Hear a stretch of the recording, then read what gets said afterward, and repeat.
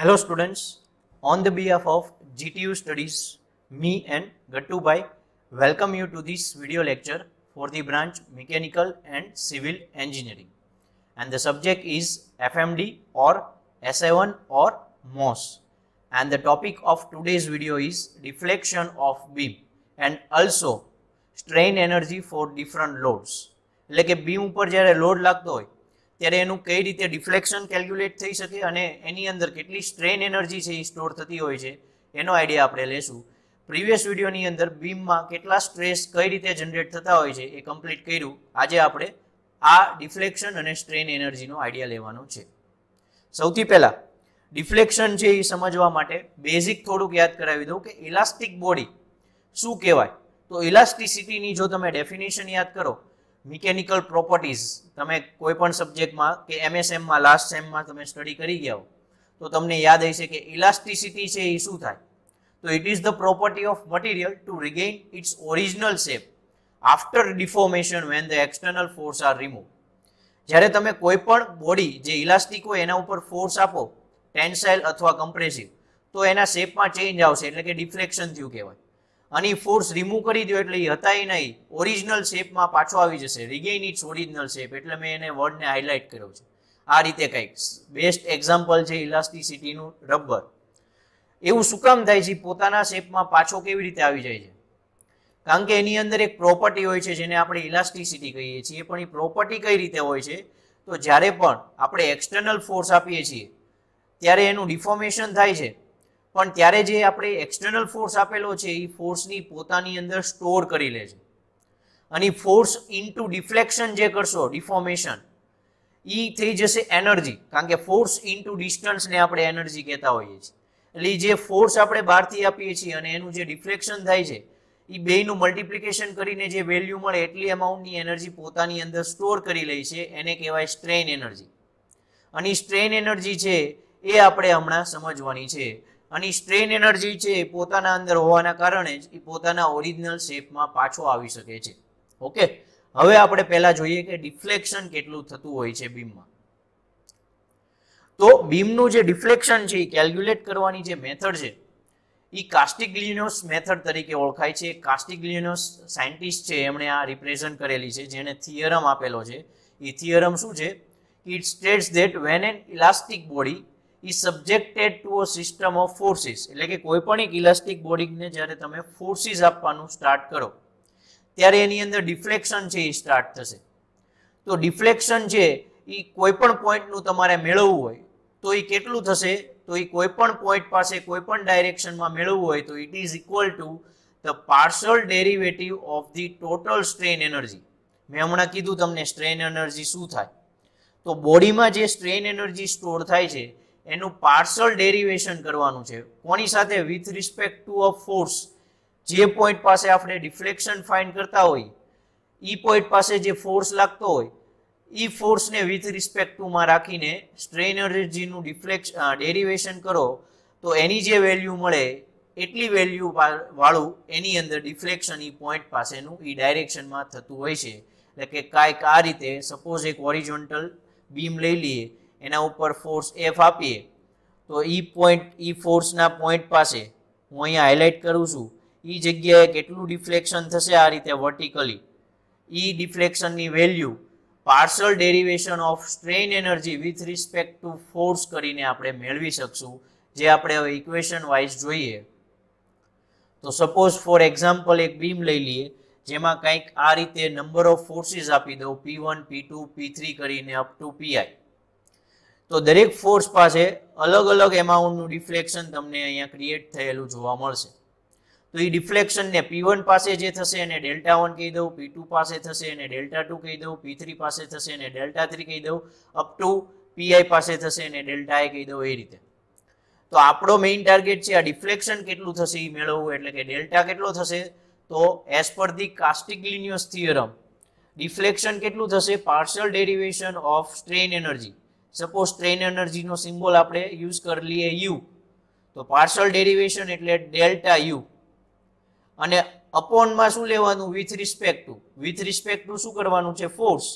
તો Δ1 પાસે કયો ફોર્સ લાગે છે? P1, એટલે કે ડેલ્ટા P1. એટલે કે delta U by delta P1 કરો એને કહેવાય ડેલ્ટા 1 એટલે કે ડિફ્લેક્શન એટ પોઈન્ટ 1.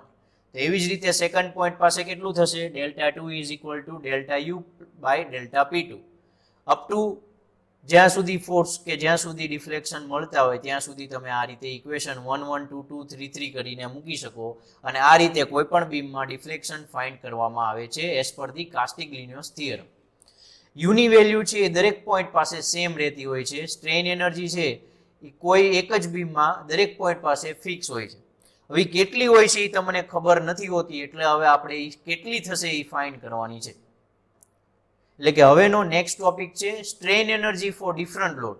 ડિફરન્ટ ટાઈપના લોડ ઉપરથી સ્ટ્રેન એનર્જી કેટલી પ્રોડ્યુસ થતી હોય છે એ જોઈએ. તો સૌથી પહેલા આપણે એક્સિયલ લોડ લઈ લઈએ. એટલે કે જે બીમની એક્સિસ હોય એ એક્સિસની પેરેલલ ડાયરેક્શનમાં જો લોડ લાગતો હોય તો એને એક્સિયલ લોડ કહેવાય. આ રીતે કંઈ બીમની એક્સિસ હોરિઝોન્ટલ છે અને હોરિઝોન્ટલ આપણે બે સાઈડ ફોર્સ લગાડીએ તો આપણે આખા બીમની જગ્યાએ આપણે સ્ટાર્ટિંગમાં એક નાનો એવો સેક્શન લઈ લઈએ. એટલે કે આ વર્ટિકલ ડોટેડ લાઇન વચ્ચેનો બીમનો સેક્શન લઈ લઈએ. ટોટલ લેન્થ L હોય તો આ બે લાઇન વચ્ચેના સેક્શનની લેન્થ આપણે dx કહી દઈએ. હવે આપણને એનર્જીનું જનરલ ઇક્વેશન ખબર છે. એનર્જી એટલે શું થાય? Force into distance cover. આપણે કોઈ પણ કમ્પોનન્ટને કોઈ પણ બોડીને ધક્કો મારીએ તો આપણે કેટલી એનર્જી ખર્ચી કહેવાય? તો જેટલો આપણે ફોર્સ આપ્યો હોય અને જેટલું એ ડિસ્ટન્સ કવર કરે એ ફોર્સ ઇન્ટુ ડિસ્ટન્સ કરો એટલે આપણે એટલી એનર્જી ખર્ચી કહેવાય. તો એ પ્રમાણે એનર્જીનું જે ઇક્વેશન છે એ પ્રમાણે આપણે જો ડિરાઈવ કરીએ તો પહેલા આપણે નોમેનક્લેચર ડિફાઇન કરી દઈએ કે F એટલે એક્સિયલ ફોર્સ જે આપણે આપીએ છીએ, A એટલે એનો ક્રોસ સેક્શનલ એરિયા જ્યાં આપણે ફોર્સ આપીએ છીએ અને L એટલે total length of the beam. તો સૌથી પહેલા આપણે આ નાના એવા સેક્શન માટે સ્ટ્રેન એનર્જીનું ઇક્વેશન ફાઇન્ડ કરીએ. આખા બોડી માટે નહીં, આખા બોડી માટેનું સ્ટ્રેન એનર્જી U હોય તો આટલા બે ડોટેડ લાઇન વચ્ચેના સેક્શન માટે સ્ટ્રેન એનર્જી du કહી દઈએ. તો એ du નું ઇક્વેશન છે એ આપણને કંઈક આ રીતે ફોર્સ ઇન્ટુ ડિસ્ટન્સ એટલે કે આનું ડિફ્લેક્શન કેટલું થશે d ડેલ્ટા જેટલું. તો ફોર્સ ઇન્ટુ d ડેલ્ટા જેટલી સ્ટ્રેન એનર્જી થઈ જાય અને એનું હાફ કરવાનું છે કારણ કે એવરેજ આપણે મેળવીએ છીએ અત્યારે એટલે 1/2 F ઇન્ટુ d ડેલ્ટા. હવે આપણને ખબર છે કે d ડેલ્ટા એટલે ડિફ્લેક્શન, ડિફોર્મેશન. તો આપણને ડિફોર્મેશન કેટલું થશે એનું ઇક્વેશન જે ફર્સ્ટ ચેપ્ટરમાં સ્ટ્રેસ અને સ્ટ્રેન રિલેટેડ જે ચેપ્ટર આવે છે બેઝિક ઓફ સ્ટ્રેસ અને સ્ટ્રેનમાં, જેમાં stress is equal two strain into modulus of elasticity અને એના ઉપરથી ડિફ્લેક્શનનું ઇક્વેશન આવું કંઈક મેળવીએ છીએ. d delta is equal two F into length FL લેતા હતા, એમાં અત્યારે L નથી લેવાનો, નાના સેક્શનની લેન્થ dx લઈ લઈએ. F into dx upon A. યાદ કરો delta is equal two FL upon A અથવા PL અપોન A લેતા હતા. બસ આ જ ઇક્વેશન છે. તો d ડેલ્ટાની વેલ્યુ હવે આપણે આ સ્ટ્રેન એનર્જીના ઇક્વેશનમાં મૂકીએ તો strain energy du is equal to થઈ જશે 1/2 F into dx by AE. FF બે વાર આવે છે એટલે એ થઈ જશે F² dx અપોન 2AE. આ થઈ ગયું નાના એવા સેક્શન પાસેની strain energy. Total strain energy જોતી હોય આખા બીમ માટેની, આખા પોર્શન માટેની, તો આપણે એનું ઇન્ટિગ્રેશન કરી દઈએ ફ્રોમ 0 ટુ L. તો જે સ્ટ્રેન એનર્જી du મળે છે એનું ઇન્ટિગ્રેશન કરો એટલે ટોટલ બીમની સ્ટ્રેન એનર્જી આ રીતે મળી જશે. Integration of 0 to L F² dx upon 2AE. તો આ રીતે સ્ટ્રેન એનર્જી એક્સિયલ લોડ લાગતો હોય ત્યારે આપણે મેળવી શકશું. ઓકે, તો આ સ્ટ્રેન એનર્જી જે મળી જાય એની વેલ્યુ ડિફ્લેક્શન વાળું જે ઇક્વેશન સ્ટાર્ટિંગમાં જોયું કાસ્ટિગ્લિનોસ થિયરમ પ્રમાણે એમાં મૂકો એટલે તમને એનું ડિફોર્મેશન ડિફ્લેક્શન પણ મળી જશે. હવે સપોઝ એક્સિયલ લોડ ન લાગતો હોય, ટોર્ઝનલ લોડ લાગતો હોય એટલે કે એને રોટેટ કરાવવા માટે જે રિસ્પોન્સિબલ છે એ ટોર્ક લાગતો હોય તો એના આપણે નોમેનક્લેચર ડિફાઇન કરી દઈએ. T એટલે ટોર્ક, A એટલે ક્રોસ સેક્શનલ એરિયા અને L એટલે લેન્થ જ. એમાં પણ આપણે આ બે ડોટેડ લાઇનનો એરિયા લઈ લઈએ જેની લેન્થ dx કહી દઈએ.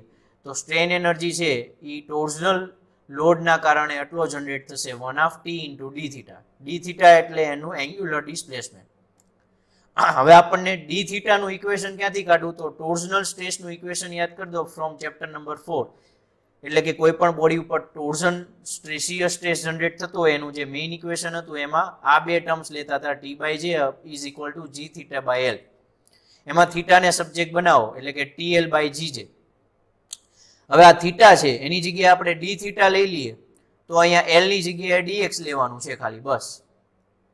એટલે કે ડી થીટા એટલે કેટલું થઈ જશે ટી ઇન્ટુ dx કરી નાખીએ l ની જગ્યાએ એટલે કે t ઇન્ટુ dx અને અપોન gj આમ એટલે d theta is equal two થશે t into dx upon gj એની વેલ્યુ આપણે સ્ટ્રેન એનર્જીમાં મૂકીએ એટલે ઇક્વેશન કંઈક આવું થઈ જશે અને t સ્ક્વેર બની જશે.